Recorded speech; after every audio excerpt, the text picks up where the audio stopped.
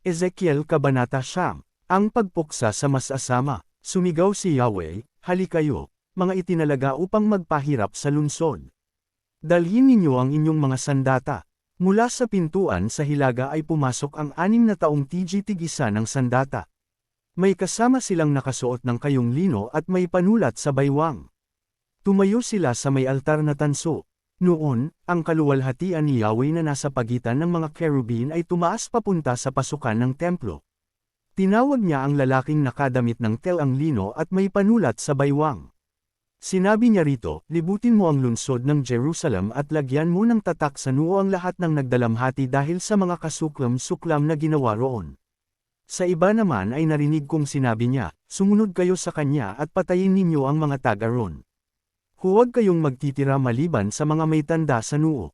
Patayin ninyong lahat ang mga taga roon, matanda, binata, dalaga, babae at bata. Umpisahan ninyo sa santuwaryo. Inuna nga nilang patayin ang matatandang pinuno ng bayan sa harap ng bahay. Sinabi niya sa kanila, parumihin ninyo ang templo at punuin ninyo ng bangkay ang patio. Sige, umpisahan nyo na.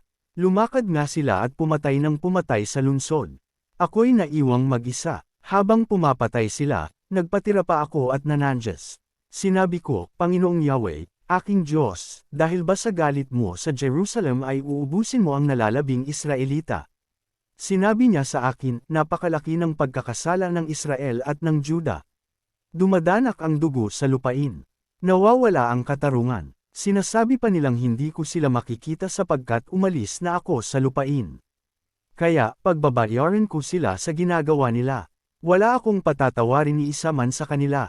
At bumalik ang lalaking nakasuot ng telang lino, at sinabi kay Yahweh, nagawa ko na po ang ipinagagawa ninyo sa akin.